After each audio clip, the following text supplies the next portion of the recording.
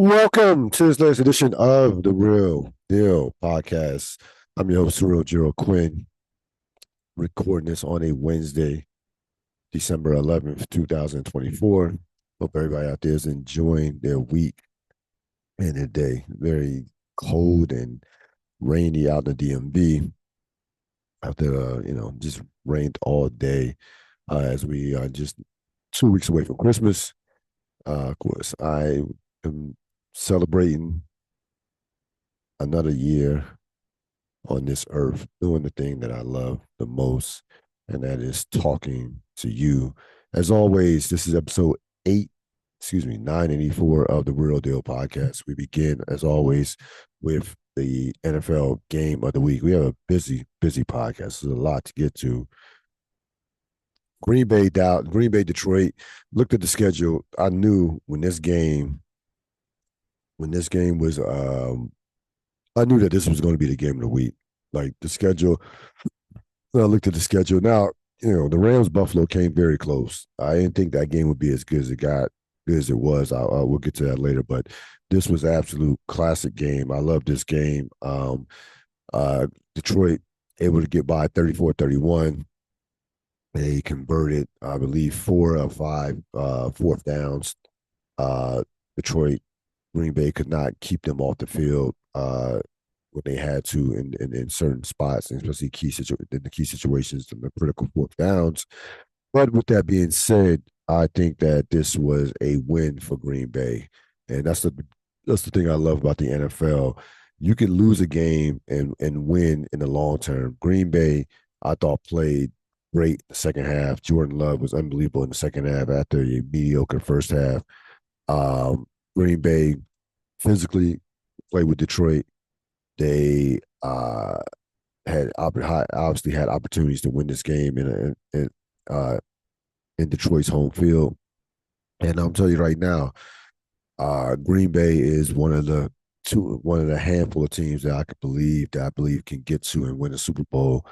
I think that when you go back to 2007, you had the Giants playing against the Patriots. That was the undefeated Patriot team. Well, they were undefeated up until the Super Bowl. They were going for the perfect 16-0 season, and in Giant Stadium, Giants went toe to toe. Randy Moss catches a touchdown pass, and Patriots win.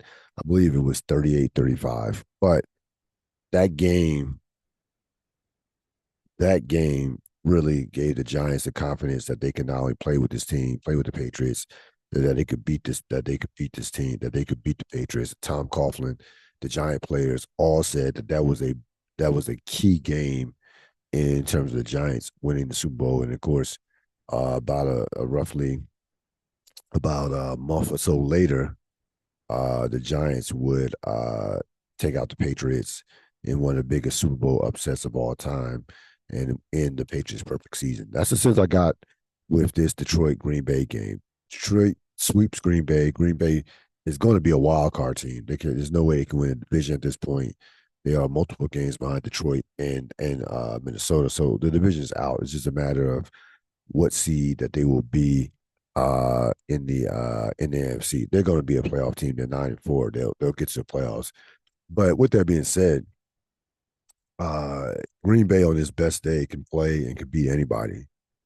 They really can. And I picked Green Bay before the season to get to the Super Bowl and play Kansas City. I know Detroit and Philadelphia have been the class of the AFC this year up until this point. But I'm telling you right now, I believe Green Bay is as dangerous of a team as there is in the NFC with the physicality, the ability to run the ball.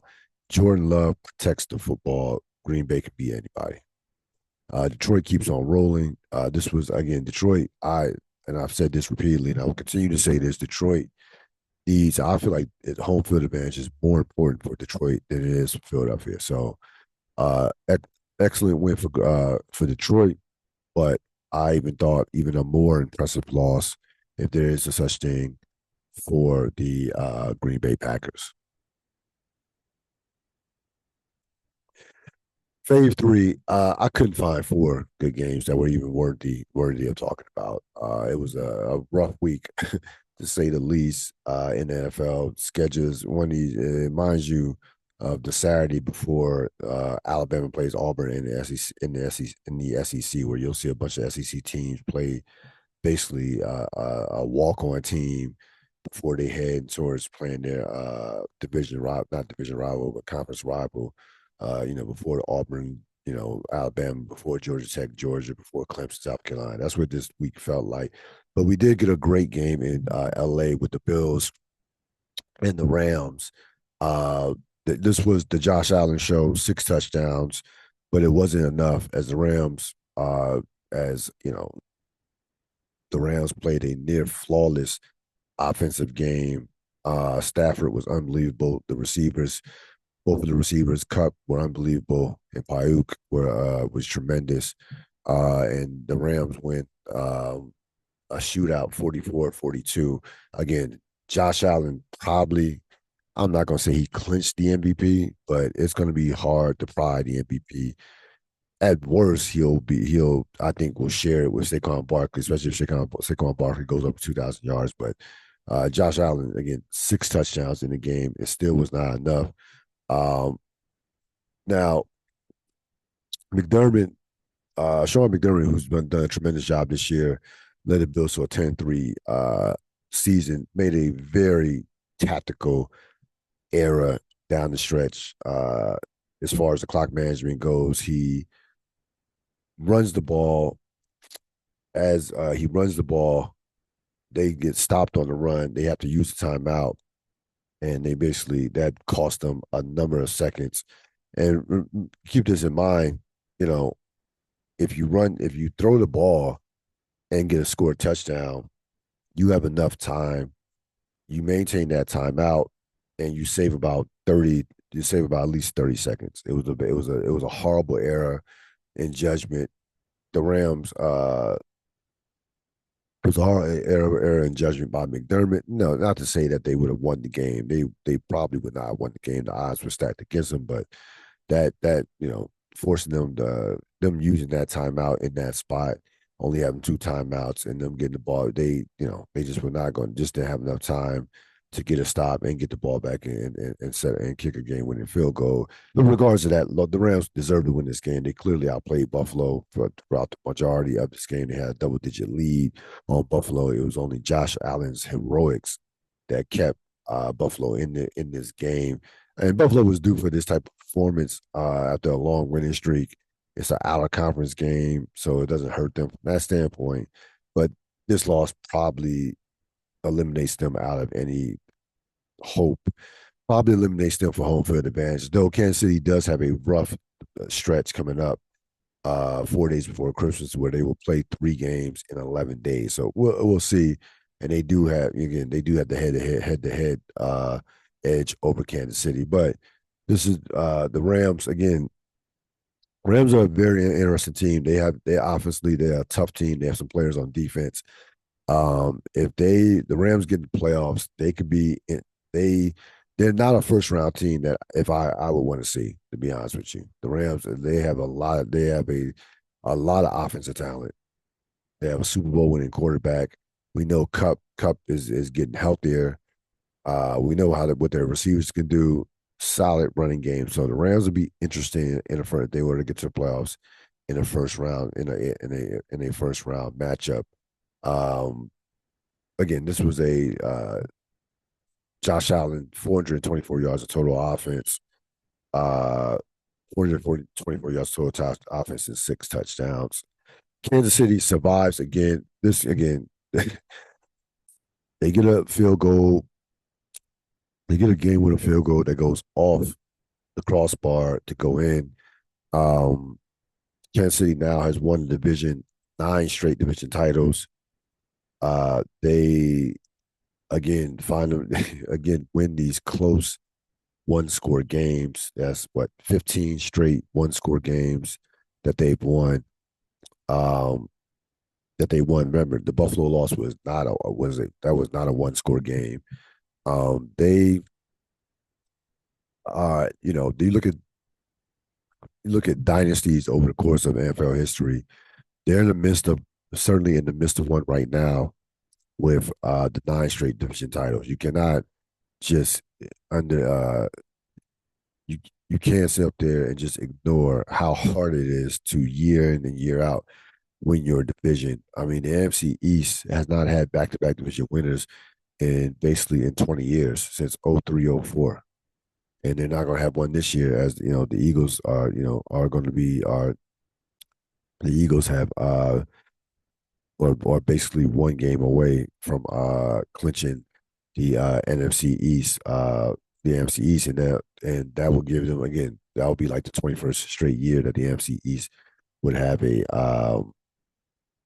would have a different winner.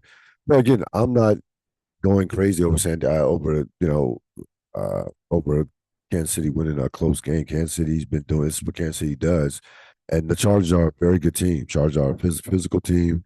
We know how good the Charger defense is, and we know that the Chargers have played Kansas City tough. Despite the fact that they rarely beat them, they played them and they played them extremely tough over the past 4 or 5 years, 3 or 4 years. But this was Kansas City being Kansas City. You want to talk, you want to plug codes at Kansas City in terms of Mahomes, and can he, can Kansas City win another championship with a offense that is solid but not great? We'll see. I mean, they still have a top seven defense in yards and points allowed in yards, and they will eventually get Buckner back. But it's gonna be a defining stretch for Kansas City. They have 3 games in 11 days coming up. After this week's game, they will have 3 games in 11 days starting at Christmas. So them along with Houston and Baltimore, those will be defining stretches for those particular teams who have all have playoff and some even Super Bowl aspirations. Philadelphia survives Carolina 22-16. That was not the story of this game. The story of this game was, despite the fact that Philadelphia has won 9 straight, despite the fact that they are in total control of the NFC East, despite the fact that they are at worst co-favorites to win the NFC along with Detroit, you have some not so happy wide receiver in AJ Brown, who was asked about the game where the offense could improve. AJ Brown said the passing game. Now, Jalen Hurts, I understand Jalen Hurts has had under 200 yards passing in his last 3 games. I get it. I understand Jalen Hurts has only thrown for 300 yards only one time this year. But when you dig deep in terms of his stats and the production, it is not that far off in comparisons to his runner up MVP season in 2022. 16 touchdowns, 5 interceptions. He is seventh in Q. He is seventh in quarterback rate in quarterback rating. Um, he has an overall quarterback rating of 102. He has 29 total touchdowns. And again, his stats, his numbers, go look at them. Comparisons to now to 2022, they're not that far off. He's not turning over the football like he was last year. He has last year 15 interceptions. This year only has five interceptions, 13 rushing touchdowns.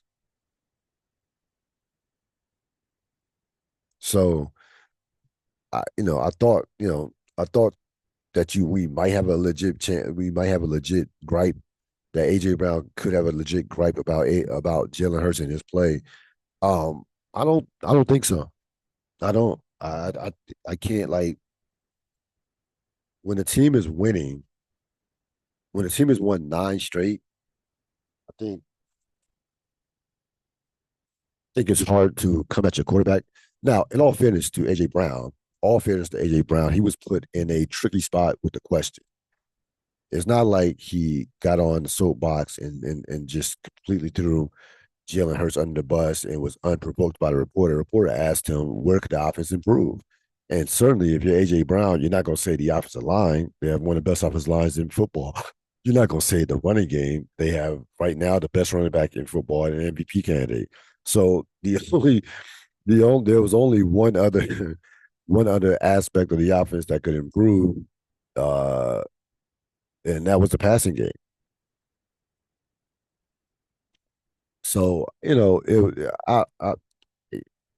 think it was a slight shot. I don't think it was completely throwing Jalen Hurts under the bus, but it's certainly something that you don't want to hear out of a team that has Super Bowl aspirations and out of a team that has won again 9 straight games and really has a legit chance to get to and to win the Super Bowl. Not something you want to hear. So that's your fave three. This probably will be again next week's podcast. We will get 4 quality games for sure. That's without question. Next week's podcast, we're gonna get 4 quality games. We're gonna deep dive the college football playoff. So the playoff is all set. Uh, Obviously, you have some history as far as the format. 12 teams. Again, a lot of bitching and moaning about Alabama not getting in. And you heard Nick Saban, who was hot. Saban tried to hide it. Nick Saban was absolutely livid. Like I know he tried to play professional, and I know he tried hard, but Nick said, let me tell you something. Nick was hot that Alabama didn't get in, and I'm gonna tell you something right now. Alabama absolutely has nobody to blame but themselves in terms of not getting in. They didn't deserve to get in. They lost 3 games, and I mean, here's the bottom line. You lose if you're like you lose 3 games. You lose to 2 teams. You lose to a bad Oklahoma team. You lose to a 6-6 Vanderbilt team. You don't win your conference. You finish what? They finished 4th in the conference. Texas, Georgia, and Tennessee. I mean, what? It was really not a case for Alabama to get in. Like there really wasn't. I'm sorry, there wasn't. I didn't have. I like. I. And by the way, I was shocked that Alabama didn't get in over SMU, considering the fact that they are Alabama. Like I was shocked from that standpoint, but they didn't deserve to get in, and the committee absolutely made the right decision in not letting Alabama in. 3 losses with no conference title in the regular season, no conference title in terms of conference championship game. Clemson gets in because they won the conference championship. So again, with uh I had zero problem with Alabama not getting none whatsoever. And I heard a lot of complaining about the format, and I heard a lot of complaining, like about how tough, about how fair is it for certain teams in terms of their brackets. Here's the bottom line: it is you're gonna have to be some good teams to win a national championship. Now, the one thing that annoys me is the automatic bid, the automatic top 4 seed for a conference championship winner. I don't think that I don't think Boise State, I don't think Arizona State or Boise State should have gotten a top 4 seed over the likes. I don't think those guys. I don't think those two. I don't think those 2 teams are top 4 seeds myself, and I don't think it should be based off the top 4 seeds should be based off the winning the conference championship. I always put more stock into the regular season championship. Always put more stock into the regular season championship. Texas, from start to finish, was one of the most consistent football teams in the country. They won their conference regular season, lost a tough overtime game to Georgia. Give Georgia all the credit in the world, losing their quarterback at halftime and just fighting and clawing their way. They were getting badly outplayed in the first half by Texas. The defense shut Texas down in the second half, and they did enough offensively with the running game, and even with the quarterback turning the ball over, they did enough offensively to get by to gut out a win against Texas. But I don't I don't believe that Arizona State. I don't believe that Arizona State or Boise State should have been should have been ranked higher than Texas. Okay, I just don't I just don't buy that whatsoever. But again, this is the first year that they will tweak that.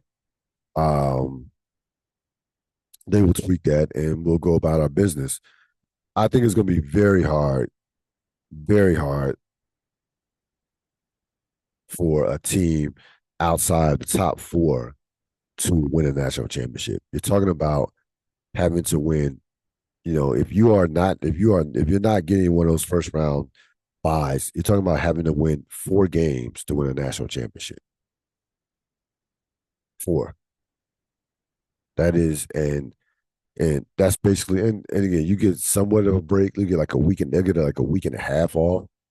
But these top four seeds have an enormous advantage as far as being fresh and not having to travel as much. Enormous advantage, enormous. And again, people want to complain about Auburn getting a bad deal. Excuse me, about Oregon getting a bad deal, having to face the winner of Tennessee, Ohio State. If you're one of the top two, if you are the number one seed, then you're gonna have to play a tough team. Then you should be able to beat whoever. You should be able to beat Tennessee or Ohio State in the first. You should be able to beat Tennessee or Ohio State if you're a national championship caliber team.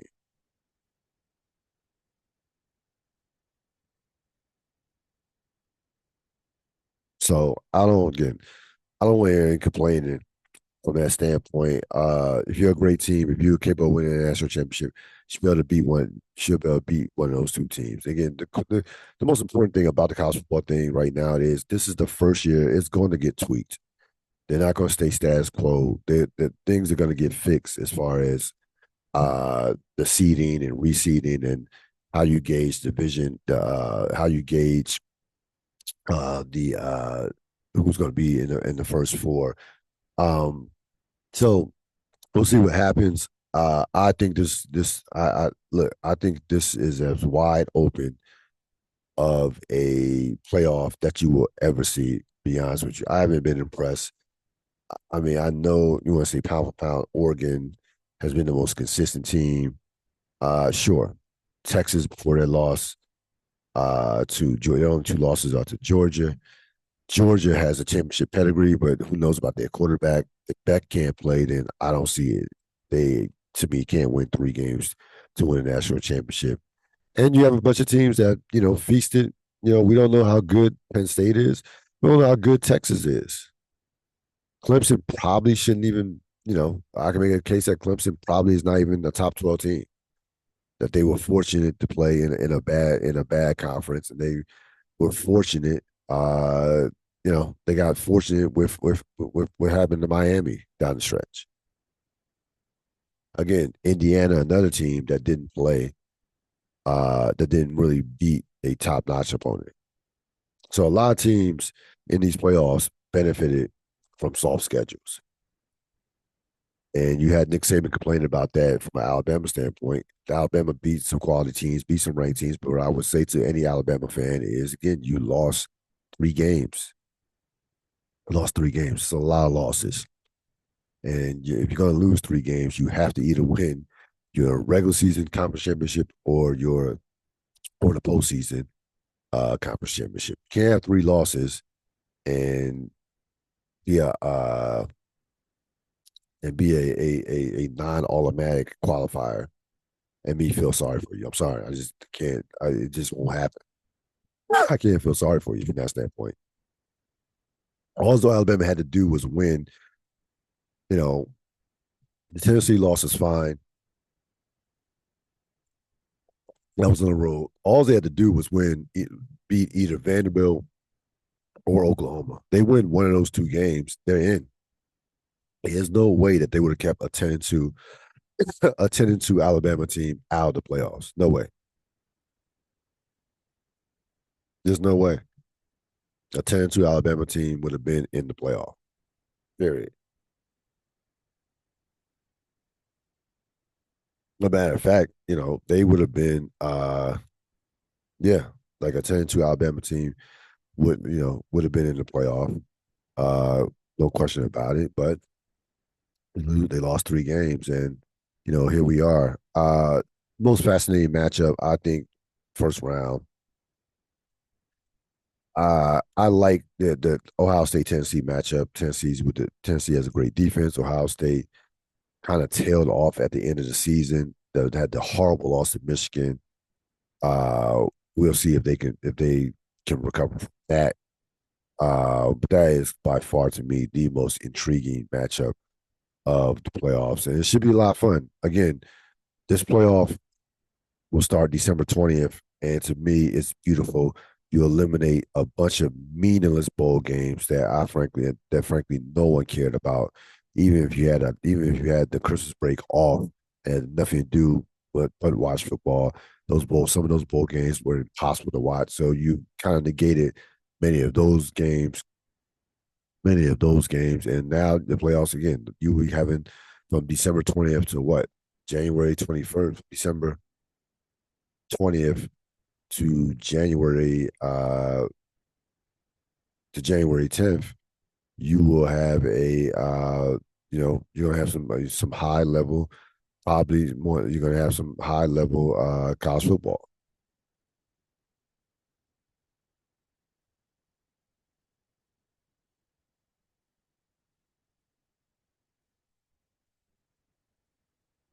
So Jay Z, along with Sean Puffy Combs,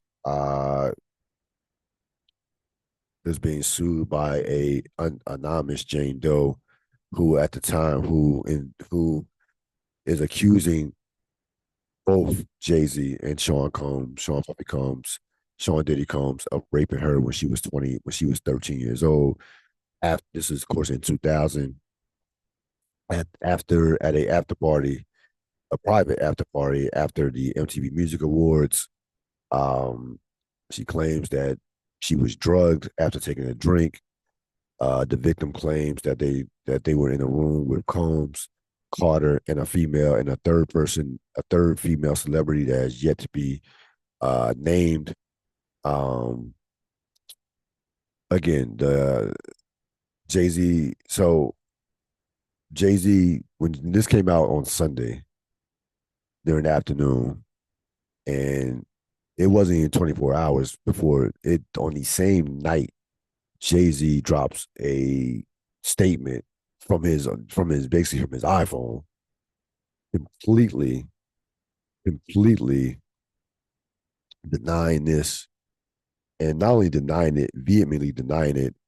He went on the attack, coming at Tony Busby, who is the lawyer of the alleged victim, who now would be, I would say, 30. Yeah, my math is correct. 37 years old.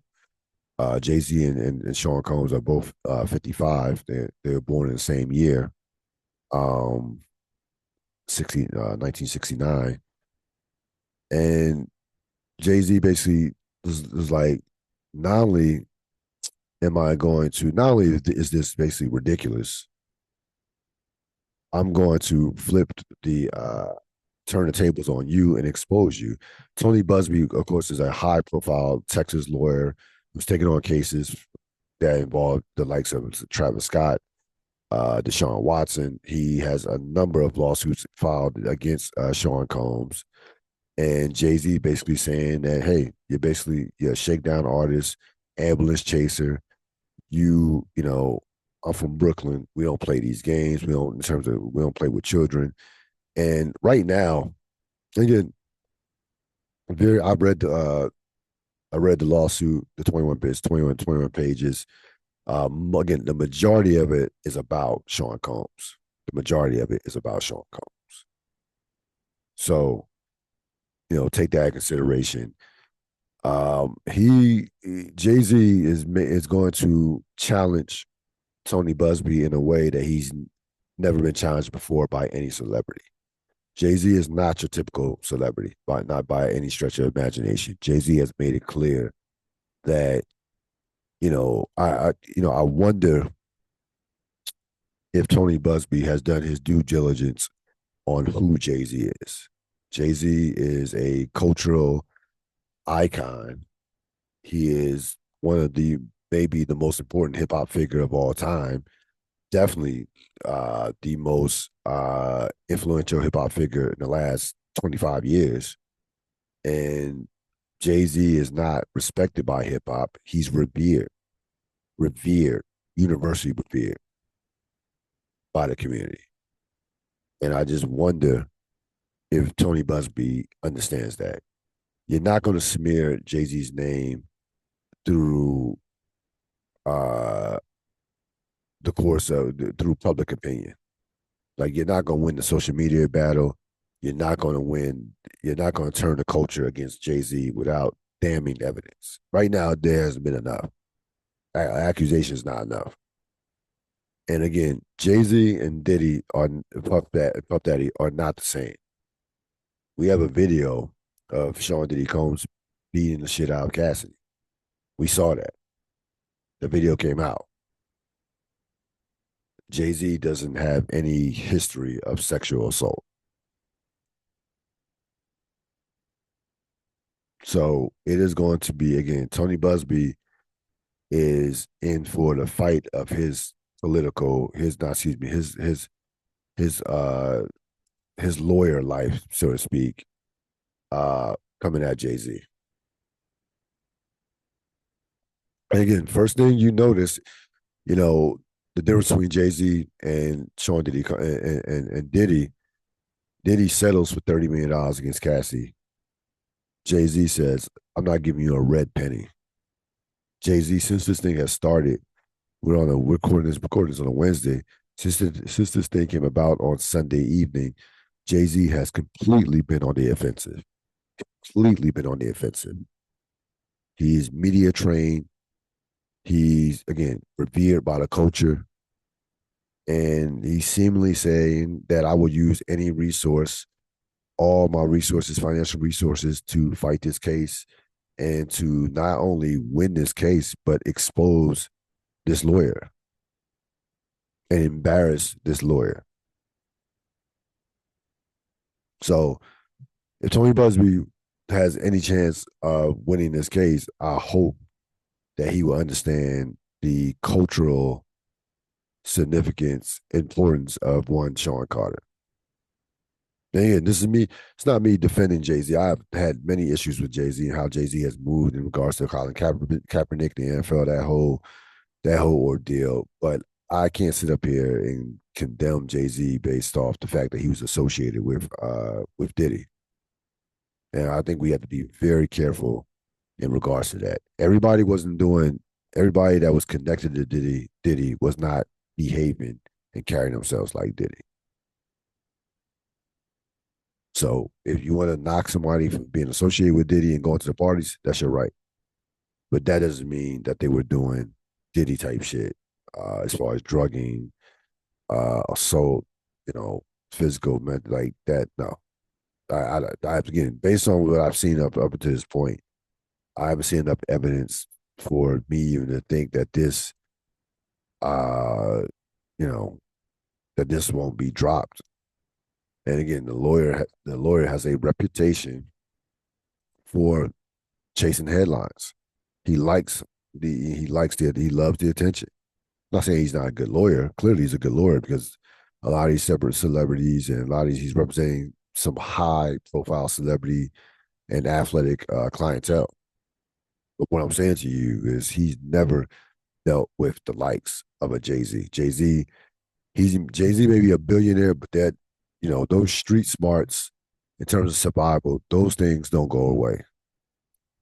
Those things don't go away at all. That street is still in Jay Z from a standpoint of survival. He just translated that to the corporate world. He translated that to the business world. Again, I don't know. Jay Z's not going to do anything. It's not going to be any street shit towards Tony Busby. Tony Busby, not by any stretch of imagination. What I'm telling you is, Jay Z, this guy is as calculated and he is a chess master. So I hope that Busby did his due diligence on Jay Z and fully understands who he's dealing with from that standpoint. And again, I'm not dismissing this whoever the victim is as a liar. I don't know. I haven't seen enough evidence to say I'd like like you actually right now. I haven't seen enough evidence to for me. I take the serious. I take the accusation seriously. Of course, I take it seriously. That's somebody on the outside looking in. But I'm not going to sit up here and convict Jay Z based off his association with Sean Combs. I'm not going to do that because that is a very, very, very, very, very slippery slope to say the least. Everybody was not, everybody wasn't moving like Diddy. Everybody connected to Diddy was not moving like Diddy.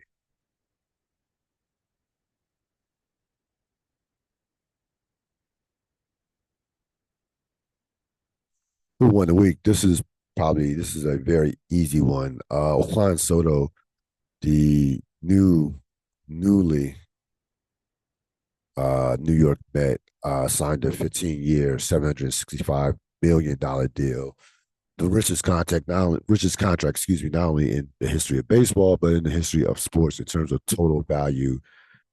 He has an opt-out clause in 2030 at the age of I think 31. He'll be 31 when that opt-out clause takes place. Um, and that will give him a chance to be the first billion dollar contractual athlete from a standpoint. I like he without question, if he stays healthy, this guy is one of the top five players in all of baseball. We know how special of a talent he is. The Nationals have not been the same since they traded him. And again, this opt out, he'll be 31 during his opt out, and he can opt out after it's a 2030 season, and renegotiate his contract. And again, he'll have a chance to sign that instead of 10 years, $460 million that were remaining, that he'll probably be 10 years, $1 billion possibly. If contracts, that will be the market value if the production remains what it is, and if the contracts keeps escalating the way they are. Now, it's not even so much the money. 15 is the amount of years. Um, we saw Otani sign a 10-year, $700 million contract with the Dodgers. But it's the Dodgers, and they immediately resulted in the World Series. So that contract is already from that standpoint.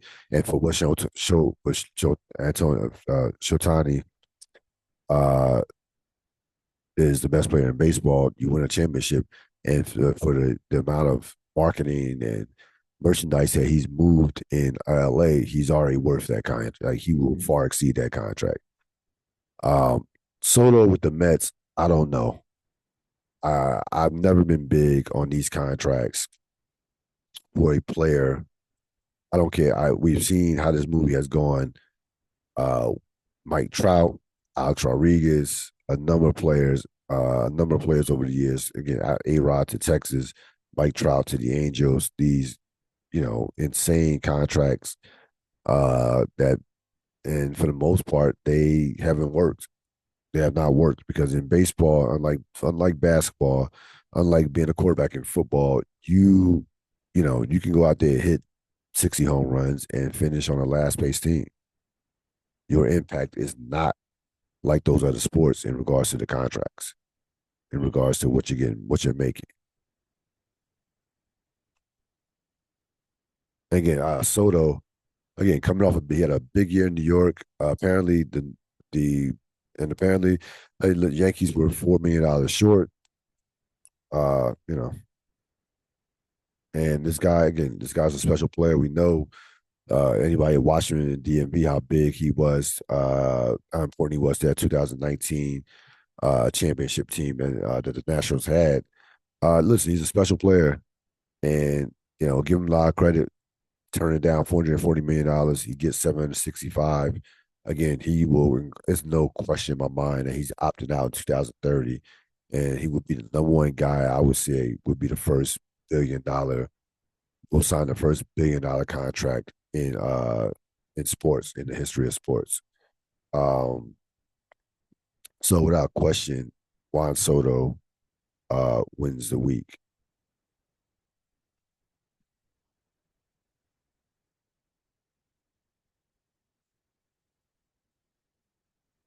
Real thoughts before I let you go out. If I let you go. Hip hop album of the year. It really was a two-horse race to me. Kendrick made a late push with GNX, which is a phenomenal album. Not a classic, but a phenomenal album. But the album that I think to me had the most was the best album from start to finish.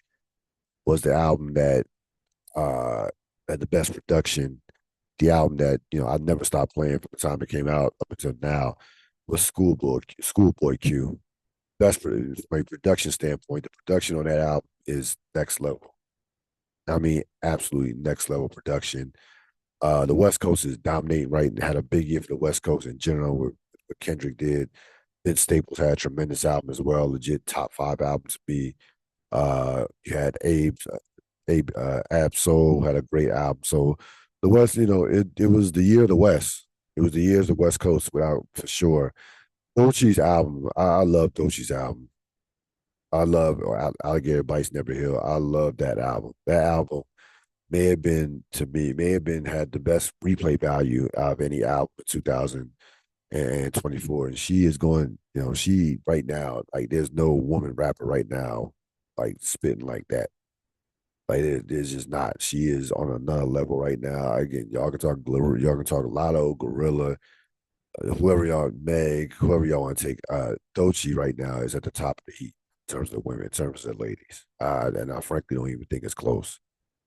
I frankly don't think it's close. Her album, that is that like again, that if it's not for Schoolboy Q, that Dochi album would be my album of the year, like easily, easily. That's how spectacular that album was. That's going to wrap it up for this latest edition of the Real Deal podcast. Enjoy the rest of your week. I'll see you next time.